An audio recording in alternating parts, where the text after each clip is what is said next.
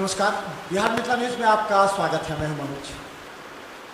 के पाठक के नाम की चर्चा आखिर छात्रों से लेकर के शिक्षक एवं आम जनता के बीच चर्चा का विषय बना है। हालांकि उनके कई ऐसे जो नियम निकले हैं जिसका कुछ शिक्षक भी, उसके बाद जनता भी और छात्र भी विरोध कर रहे हैं। सबसे पहला सवाल ये है कि शिक्षकों को नियमित समय पर आना विद्यालय में वो अनिवार्य था, जनता ने स्वागत किया।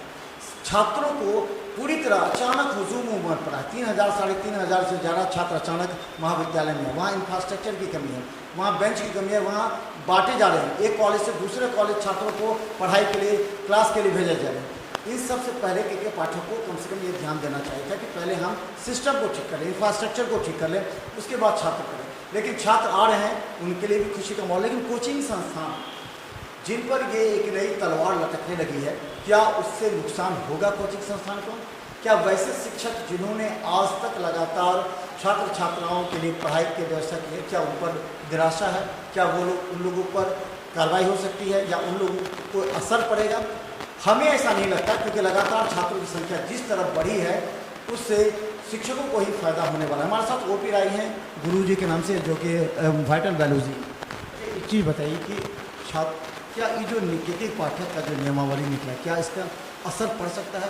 या अगर आप 10 दिन में देखे होंगे तो क्या विश्लेषण करें? देखिए, के पाठक जब जो नया बिहार शिक्षा नियमावली जो निकाला है, और उसमें जो भी नौजवान टीचर है, जो प्रतिभाशाली है, उसके पास इंफ्रास्ट्रक्चर नहीं है, और डैट मीन्स कि अपना कुछ मकान नहीं है, रेंट पर रहते हैं, उसके बाद शौचालय की सुविधा नहीं है, उसके बाद मन कहना चाहिए कि बहुत सारे प्रॉब्लम्स है। तो वो सब कहीं न कहीं प्रतिभाशाली रहते हुए भी कहीं न कहीं स्प्लिट हो जाएगा, और मजबूरन ये जो शिक्षण कार्य है उसको कहीं न कहीं छोड़ना पड़ेगा। अब जैसे हम जैसे बहुत कम ही टीचर होते हैं जिसके पास सब कुछ फुलफिल है, तो उसको ज़्यादा प्रॉब्लम नहीं होगा। लेकिन जो नौजवान हैं, जो जिसका भविष्य चाह रहे थे कि इस फील्ड में बनावे, तो उसके लिए ये नियमावली जो लागू करने जा रहे हैं वो कहीं न कहीं एक तरह से गलत इसको कैसे मानते हैं? क्योंकि शौचालय होना चाहिए, पानी पीने की व्यवस्था होना चाहिए, लाइट साउंड, अगर इस तरह की व्यवस्था है ये तो करना चाहिए कुछ। चलो हाँ, देखिए, हाँ, इस मामले में तो सही है। अब देखिए, हम अपने सेल्फ से लेंगे तो मेरे लिए तो पॉजिटिव, आपके नहीं, अन्य के जिसके यहाँ अचानक छोटे छोटे टीचर के यहाँ हमने देखा है, अचानक 200-300 स्टूडेंट है, ना उनका साइकिल लगाने का है, सड़क पर साइकिल लगाते हैं, ना शौचालय है, ना पीने का है, तो उनको भी तो करनी चाहिए ऐसी व्यवस्था। पैसा तो नहीं रहे हैं, ऐसा नहीं एक स्टूडेंट से पैसा नहीं ले रहे हैं, तो फिर प्रॉब्लम क्या है? हाँ, आपकी बात जायज़ है कि जितना पैसा आप फी हमें पास देते उतना फी उनके पास भी देते, बट मेरे पास और सुविधा रहते, उनके पास कुछ सुविधा नहीं होता है, तो उस टीचर को इतना दिन में करना चाहिए। लेकिन चलिए, खैर छोड़िए, ये तो दूसरी बात है। मेन बात है कि के पाठक सर जो नियमावली लागू करने जा रहे हैं, तो थोड़ा सा हम लोग को टाइम देना चाहिए। समथिंग 1 ईयर कम से कम समथिंग में टाइम देना चाहिए अपने इंफ्रास्ट्रक्चर को, जिसके पास नहीं है फुलफिल कर ले। उसके बाद में नेक्स्ट ईयर जो नियमावली लागू करता है, तो उससे क्या होता है कि सबके हित में होता है। ये तो रजिस्ट्रेशन पहले भी हुआ था, 3 साल पहले रजिस्ट्रेशन हुआ था, उसमें भी यही सारे नियम कानून थे कि बेंच होना चाहिए आपको 2 साल। तो फिर अब कितना माना जाए? 3 साल तो पहले हो गया था, अब क्या हो गया? इसका मतलब जो शिक्षक सही में शिक्षा व्यवस्था को गंभीरता से लेते हैं, सिलेबस पूरा करते हैं, पढ़ाने की क्षमता है, तो वो तो करेंगे, बाकी तो अभी भी हाशिए पर ही रहेंगे। कितना भी समय दिया जाए। हाँ, ये तो बात सही आप कह रहे हैं, बात सही कह रहे हैं। जिसके पास पहले भी जो रजिस्ट्रेशन हो चुके हैं, कुछ नियम को फॉलो नहीं करते थे, उसको भी रजिस्ट्रेशन मिल चुका है, उसको तो छोड़िए बात को, सफ़ेद से छानबीन चलेगा तो पकड़ में आ जाएगा। तो आई थिंक नियमावली जो एक तरह से कहीं ना कहीं साथ हित में है, हम जैसे टीचर के भी हित में है, लेकिन कुछ नौजवान साथी सब है, उसके पास कुछ नहीं है और चाह रहे थे स्टार्टअप करे इसमें, तो उसके लिए थोड़ा सा डैमेज करेगा। बाकी हम जैसे टीचर्स के लिए तो अच्छा ही रहेगा, स्टूडेंट के हित में ही होगा, सबके हित में। पहले भी कहा गया था 20 स्टूडेंट तक को कोचिंग नहीं माना जाएगा। 20 स्टूडेंट को, अगर छोटा छोटा जगह है तो 20-20 को पढ़ाएं, क्या दिक्कत है? ये कहना है। अगर मान लीजिए छोटा स्टार्टअप है, पहले तो अचानक नहीं उसके पास 100-200 आ जाएगा, वैसे भी माहौल जिस तरह कम हो रहा है स्टूडेंट, तो 20 को पढ़ा सकते हैं। तो अब तो वो लोग 20 को पढ़ा के नहीं कर सकते। हाँ, कर सकते आराम से, ठीक है। चलिए, ना कुछ तो हाँ, कुछ तो कुछ ना कुछ से करना चाहिए। अच्छा, एक चीज़ बनाना चाहिए, के पाठक के इस नियम से शिक्षा व्यवस्था पर क्या असर पड़ेगी? जो छात्रों का कैरियर है, छात्रों का गुणात्मक शिक्षा है, उस पर क्या असर पड़ेगा? डायरेक्ट पड़ेगा। देखिए होता क्या था यहाँ पर कि मोस्ट ऑफ स्टूडेंट्स सब जो होता है सो कॉलेज और 10+2 स्कूल से कुछ नहीं होना था, उसमें तो केवल डिग्री मिल जाता था। मेन जो स्टूडेंट का जो मेडिकल प्रिपरेशन हो या IIT जी हो, तो ये सब तो केवल ट्यूशन से ही होता था। और के पाठक सर खुद भी अगर IAS बने होंगे तो वो भी तो कुछ ना कुछ कोचिंग क्लास करके ही बने होंगे, कॉलेज से तो नहीं बने होंगे। तो स्वाभाविक बात है, तो उसमें सीधे डायरेक्ट स्टूडेंट की गुणात्मक शिक्षण जो प्रणाली है पर प्रभाव है वो डायरेक्ट असर पड़ेगा, इफेक्टेड हो जाएगा। अगर ट्यूशन नहीं कर पाएगा ना तो बच्चे ट्यूशन के लिए तो मना नहीं कर रहे, वो तो कह रहे हैं कि पढ़ाइए ना, 9 बजे तक पढ़ाइए, फिर 4 बजे से 8 बजे तक पढ़ाइए। सुशासन की सरकार है, अपराधी नहीं है, लड़कियां भी जा सकती हैं 8 बजे 10 बजे, तो अब शाम में पढ़ाइए 4 बजे से लेके 5-6 घंटे, क्या उसमें आपत्ति? हाँ देखिए कि आपत्ति नहीं है, लेकिन होता है क्या है कि इंडिविजुअल टीचर सब जो होते हैं, जैसे कि अब मेरे पास आया तो अब वो स्टूडेंट को मेरा भी पास में वही टाइम है और दूसरे पास में वही टाइम है, तो टाइम टू टाइम टकरा जाता है। तो कहीं ना कहीं स्टूडेंट चाहे तो वहाँ पर पढ़ेगा चाहे तो यहाँ पर पढ़ेगा, तो उस कंडीशन में स्टूडेंट थोड़ा सा डैमेज हो जाएगा। अच्छे टीचर उससे हाथ से स्लिप कर सकता है, मजबूरी में कहीं और जगह पढ़ना पड़ेगा तो उसको उतना ज़्यादा गुणात्मक शिक्षा नहीं मिल पाएगा। तो ये प्रॉब्लम हो सकता है एक स्टूडेंट को, यहाँ पर टाइम टकरा जाएगा, मगजमारी हो जाएगा। अब टाइम उतना ही है, स्टूडेंट बहुत ज़्यादा है, टीचर भी लिमिट है, अच्छे टीचर लिमिट है, और सभी का उतना ही, दो पीछे 2 आगे, तो 4 घंटा में इतना टेकअप नहीं कर पाएगा। अच्छा, अभी जो नियमावली निकला उसमें कौन कौन सी मुख्य बातें हैं जो आप सभी शिक्षकों को लगता है कि वो अच्छी है, जो खराब है वो खराब है? अच्छी कौन कौन सी उस नियमावली में है जिससे लगता है कि कुछ शिक्षकों को जो वास्तव में डिवोटेड हैं छात्रों के कैरियर के प्रति, गुणात्मक शिक्षा के प्रति ईमानदारी बरतते हैं, उनके लिए क्या क्या अच्छी बातें हैं इसमें? अच्छी बात यह है कि स्टूडेंट का क्लास में सीट लिमिट कर रहा है, तो एक हमको अच्छा लगता है, ये लगता है कि ओवर क्राउड नहीं होगा। दूसरा ये कह रहा है कि स्टूडेंट को जो सुविधा मिलना चाहिए उचित, डैट मीन्स की जो भी कुछ इलेक्ट्रॉनिक सुविधा होना चाहिए, साउंड सुविधा होना चाहिए, टॉयलेट फैसिलिटी होना चाहिए, पार्किंग फैसिलिटी होना चाहिए। तो उससे क्या होगा कि स्टूडेंट कहीं भी पढ़ने जाएगा तो गुड फीलिंग महसूस करेगा कि हाँ भाई पैसा यहीं पर दे रहे हैं तो वहाँ पर मेरे को इंफ्रा अच्छा मिल रहा है, तो कहीं ना कहीं वो हैप्पी होकर के पढ़ाई करेगा। उसके क्लासरूम का व्यवस्था अगर सही नहीं होगा, वहाँ पर कैसे कैसे पढ़ेगा, तो कहीं ना कहीं स्टूडेंट तो पढ़ तो लेता है लेकिन आत्मसंतुष्टि नहीं मिलती रहता। तो ये चीज़ अच्छा कर रहा है एक नियमावली में। दूसरा क्या नियमावली, तीसरा बात क्या करना चाह रहे हैं कि जो टीचर योग होगा, और डैट मीन्स ये तो कहीं मेंशन हम नहीं देखे हैं, सर ये मेंशन नहीं किया, ये मेंशन नहीं किया।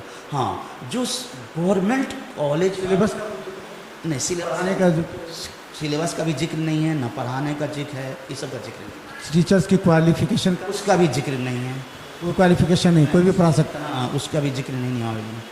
उसको रिपोर्ट नहीं करना है कि आप किस क्षेत्र से हैं, क्या आपका क्वालिफिकेशन नहीं। पहले जो रजिस्ट्रेशन हुआ था तो उसमें था, उसमें सिलेबस भी था, प्रोस्पेक्टस भी था और उसके क्वालिफिकेशन भी था। लेकिन ये जो अभी जो जस्ट नियमावली निकाले हैं उसको हम पढ़ के देखे हैं, बहुत सारे फिस्टों में हैं, उसमें कहीं पर भी शिक्षक का योग्यता के बारे में नहीं दिया। तो कोई केमिस्ट्री वाला बायोलॉजी पढ़ा लेंगे, बायोलॉजी वाला मैथ पढ़ा लेंगे, इंग्लिश पढ़ा लेंगे, तो ये कमी नज़र आई उसमें। ये सुझाव होना चाहिए कि जिस फैकल्टी का टीचर हो वही फैकल्टी का क्लास का है, ऐसा।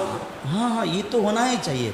अब जैसे कि हम बायो से तो बायो ही पढ़ाएंगे ना, अगर हम केमिस्ट्री पढ़ा लेंगे तो क्या हुआ, भले ही केमिस्ट्री जानते उससे क्या। तो ये तो होना चाहिए, तो टीचर का क्वालिफिकेशन होना चाहिए था, लेकिन नहीं है। चलिए, तो कहीं ना कहीं न्यू कमर जो भी है उसके लिए बेनिफिट होगा। खैर छोड़िए, उसके बाद में क्या कि सिलेबस के बारे में चर्चा नहीं किया, तो कहीं ना कहीं जो भी कोई न्यू कमर सब है या जो भी कोई है दिस डैट करके पढ़ा था उसके लिए वो बेनिफिशियल हो सकता है उसके लिए। तो सिलेबस की बात उसमें नहीं है, नहीं क्वालिफिकेशन की बात नहीं है, तो इस सब की बात नहीं है उसमें। नया शिक्षा जो नियमावली उसमें ये सब बात नहीं है। मतलब केवल ये दिया गया है कि सबको रजिस्ट्रेशन कराना है, लाइट साउंड आपको मतलब शौचालय सुविधा केवल होना चाहिए, बाकी का उन्होंने कोई देखिए सिलेबस का नहीं है, यानी शिक्षण व्यवस्था पर कोई ज़्यादा प्रहार नहीं किया। स्कूल टाइम में उसको बाउंडेशन है कि उसको जमा आप नहीं पढ़ा सकते, तो उससे क्या होगा, प्रॉब्लम क्या होगा कि जो स्कूलियट है या कॉलेजिएट है तो उसको ना बाउंडेशन होना चाहिए। लेकिन जो स्कूल में नहीं है, अभी इनरोल नहीं है, कॉलेज में इनरोल नहीं है, मतलब 10+2 कर लिया, वो प्रिपरेशन कर रहा, नीट का प्रिपरेशन कर रहा, इंजीनियरिंग का प्रिपरेशन कर रहा, तो उसको तो कम से कम अलाउ देना चाहिए। SSC कर रहा, रेलवे बैंकिंग का तैयारी कर रहा, तो उस सबको कम से कम अलाउड देना चाहिए। वो सीधे स्ट्रिक्ट कर रहा है कि इस बीच में आप कोई चीज़ पढ़ा नहीं सकते। तो ये थोड़ा सा ड्रॉबैक लग रहा है, कमियाँ लग रहा है, तो उसको थोड़ा सा ये करना चाहिए कि पाठक को ध्यान देना चाहिए उस पर। अभी जो आप लोग की बैठक हुई है, उस बैठक से DM से मीटिंग भी हुई, क्या लगता है उसका कुछ सारांश निकला, कुछ उसका हल निकला, या फिर सीधे कहा गया कि के पाठक ही वहाँ से नियमावली वही जिला प्रशासन फॉलो करेगी, वहाँ कुछ नहीं कर सकते हैं? देखिए कि हम लोग का जो मीटिंग था, तो हम लोग का मीटिंग का प्रोसेस ये था कि हम लोग जाए थोड़ा सा कोर्ट का, अदालत का सहारा ले, तो लेकिन अदालत का भी सहारा लेंगे। उससे पहले क्या किया के पाठक डॉक्यूमेंट्स की दिमाग तो चला आता है कि रजिस्ट्रेशन करा लेगा, जो रजिस्ट्रेशन करा लेगा तो उसमें वो रूल के अकॉर्डिंग टू आ जाएगा। जैसे कोई भी टीचर रजिस्ट्रेशन है, जैसे हम रजिस्टर्ड है, तो मैं रूल के अकॉर्डिंग टू काम को करना पड़ेगा, चूँकि रजिस्टर्ड है। जो नहीं है वो उसके लिए कोई बात नहीं, वो आज भी पढ़ा सकते, तो उसको कोई प्रॉब्लम नहीं। जो भी भाई सब, जो भी कोई डेट में रजिस्टर्ड नहीं है ना, उस पर कोई सबको कहा गया ना, सबको रजिस्ट्रेशन कराना है। वही ना, इसीलिए ना कर रहा है क्योंकि पास समझ रहा है कि जो विदाउट रजिस्ट्रेशन हो तो उसके लिए कोई नियम ही नहीं है, ना कोई कानून है।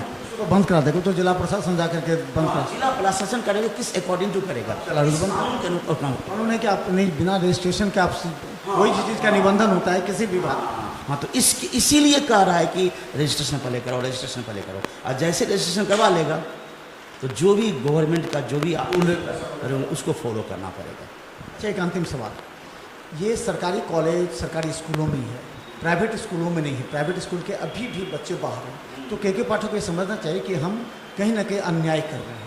सरकारी स्कूल के बच्चे सरकारी स्कूलों में, कॉलेज में पढ़ेंगे, लेकिन यहाँ प्राइवेट स्कूल के बच्चे पूरा पैसा देते हुए कोटा में पढ़ेंगे, तो क्या ये अन्याय होगा, या इस पर भी ध्यान देना चाहिए? बिल्कुल अन्याय हो रहा है। डैट मीन्स कि आप देखिए कि बिहार स्कूल को आप ये कर रहे हैं, और CBSE में मोस्ट ऑफ स्टूडेंट देखिएगा, आप लोग कॉलेज स्कूल में जाकर देखिए तो रजिस्टर्ड है दरभंगा के जो भी या पटना के कोई भी स्कूल में, CBSE स्कूल में, लेकिन पढ़ रहा हो, दिल्ली पढ़ रहा है, पटना पढ़ रहा है, कोटा पढ़ रहा है, ये क्या बात हुआ? उस पर भी तो कार्रवाई किया जाए कि उसमें जो नॉन अटेंडिंग में सिस्टम है उसको हटाया जाए, उस पर भी वॉच किया जाए, उसमें भी टीचर को उस पर भी गाइड किया जाए। तो जबकि पैसा तो उस सब चलिए CBSE का है, कोई बात नहीं, लेकिन नियम तो सरकार के अनुसार ही चलेगा। बिहार सरकार का, उनका NOC लेना है, हर वर्ष रिन्यूअल कराना है, तो वो भी तो सरकार के अंदर आते हैं ना। तो उस पर भी थोड़ा सा ध्यान देना चाहिए, CBSE स्कूल पर भी थोड़ा सा ध्यान देना चाहिए, ताकि बच्चे सब यहाँ पर रह सके और यहीं से होम टाउन को ही फर्टाइल करके के आगे बढ़ा सके, वहीं से आगे बढ़े। तो चले हम बता दें, शिक्षा का हब बनाना था बिहार। बिहार सरकार की परेशानी ये थी कि लगातार कोटा में हो रहे आत्महत्या के बाद जो अभिभावक अपने बच्चों को दरभंगा और लोकल स्तर पर पटना अन्य जगहों पर पढ़ाना चाहते थे, वहाँ शिक्षक हब बनाना है, वहाँ अच्छे कोचिंग संस्थानों को जहाँ सारी मूलभूत सुविधा उपलब्ध करानी है, ये एक उद्देश्य था। लेकिन के पाठक जी के नाम की चर्चा दरभंगा के हर छात्र के जुबान पर आ गया है। इससे पहले कहते हैं अपर मुख्य सचिव थे, कोई नहीं जानता उसके बारे में, लेकिन इनका नाम है। कुछ सराहते हैं तो कुछ आलोचना भी करते हैं। इसलिए के पाठक ने सभी शिक्षकों से, सभी कॉलेजेस से, सभी छात्रों से भी, अभिभावकों से भी सुझाव मांगे। उनके सुझाव अगर उचित हैं तो होगा।